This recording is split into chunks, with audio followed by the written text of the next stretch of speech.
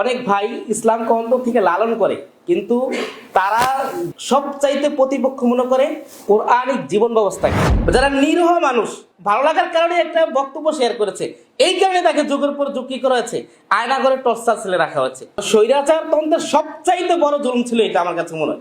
আমাদের এই দেশের মানুষ ইসলামকে লালন করে অন্তর থেকে, তো অনেক ভাই ইসলামকে অন্তর থেকে লালন করে, কিন্তু তারা যেটাকে ভয় করে, অর্থাৎ ইসলামিক বিপ্লব, খেলাফত ব্যবস্থা, কোরআনিক শাসন ব্যবস্থা, এটাকে এই তাগুতি এবং এই বর্তমানে যেই রাষ্ট্র ব্যবস্থা আছে সবচাইতে প্রতিপক্ষ মনে করে কোরআনিক জীবন ব্যবস্থাকে। তারা সবচাইতে বড় প্রতিপক্ষ।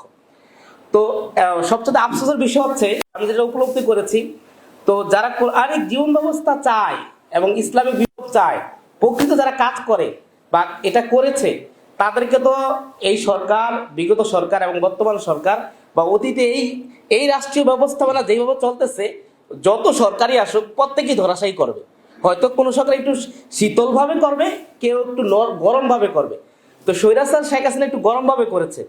তো আমার বলার যে জায়গাটা সেটা হচ্ছে, তা আমাদের এই দেশের ধর্মভীরু যে মানুষরা আছে, যে আমরা কারামুক্তি আন্দোলনে কাজ করেছি মোটামুটি 1.5 বছর যাবৎ কাজ করে মাঠ পর্যায়ে যেই বিষয়গুলো আমরা দেখেছি, যে ধর্মভীরু মানুষ যারা আসলে কোরআনিক জীবন ব্যবস্থা সম্পর্কে জানে না, এমন মানুষও শুধু একটা বিপ্লবী লেখার মধ্যে লাইক করার কারণে, কমেন্ট করার কারণে, একটা বিপ্লবী লেখাকে পোস্ট করার কারণে স্বৈরাচার তন্ত্র নিয়ে একজন লিখেছে, এই স্বৈরাচার তন্ত্রের লেখাটা শেয়ার করার কারণে, জুলুম তন্ত্র নিয়ে একজন লিখেছে, সেই জুলুম তন্ত্রটাকে শেয়ার করার কারণে মাসকে মাস, বছরকে বছর আমাদের ভাইদেরকে জেলখানার মধ্যে আবদ্ধ রাখা হয়েছে, এরকম আয়না ঘরের মধ্যে আবদ্ধ রাখা হয়েছে, এরকম দিনের পর দিন তাদেরকে সূর্যের আলো বাতাস থেকে মাহরুম, বঞ্চিত রাখা হয়েছে, তাদের পরিবারকে চোখের পানি ধরিয়েছে, তাদের এরকম পিতা মাতাকে, তাদের ছেলে সন্তানকে, তার পিতা মাতা, তার বাপ থাকার পরও তাদেরকে এরকম ভাবে পিতাহারা করে রেখেছে, যুগের পর যুগ, জানতেও দেওয়া হয় নাই কোথায় আছে।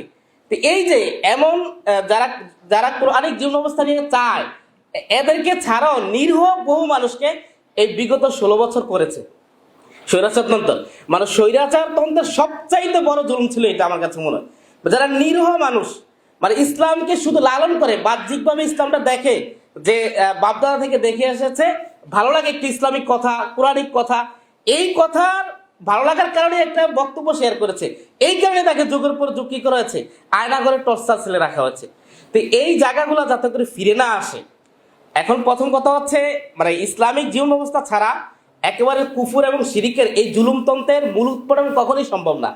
কিন্তু আমাদেরকে কমপক্ষে এতটুকু সচেষ্ট হতে হবে যে ইসলামিক জীবন ব্যবস্থা আমরা কাজ করব, এর সাথে সাথে মানে স্বৈরাচার শেখ হাসিনা প্রকাশ্যভাবে ইসলামের বিরুদ্ধে বিদ্রোহ ঘোষণা করে সাধারণ নিরীহ মানুষের উপর যেভাবে জুলুমতন্ত্র চালিয়েছে, এটা যাতে করে চালাতে না পারে, আমরা আমাদের সর্বক্ষেত্র, সর্ব জায়গা থেকে, যেই জায়গায় আছে প্রত্যেক জায়গা থেকে এটা সোচ্চার করব, মানুষকে এই আহ্বান পৌঁছে দিব যে জুলুমতন্ত্রের ব্যাপারে, স্বৈরাচারতন্ত্রের ব্যাপারে, ফ্যাসিবাদের ব্যাপারে আমাদেরকে প্রত্যেকের জায়গা থেকে মোকাবেলা করতে হবে। এই ব্যাপারে কোনো ছাড় আমরা দিব না। হ্যাঁ, আর দ্বিতীয়ত যেটা কোরআনিক জীবন ব্যবস্থার কাজ আছে, এটা আমরা আমাদের গতিতে করতে থাকবো। এটা ছাড়া আমাদের চিরস্থায়ী মুক্তি কখনোই সম্ভব না। আপনি যেই সরকারই আসুক, এই গঠনতন্ত্রে, এই গণতান্ত্রিক সিস্টেমে, সেকুলারিজম সিস্টেমে আমাদের উপর জুলুম করেই যাবে।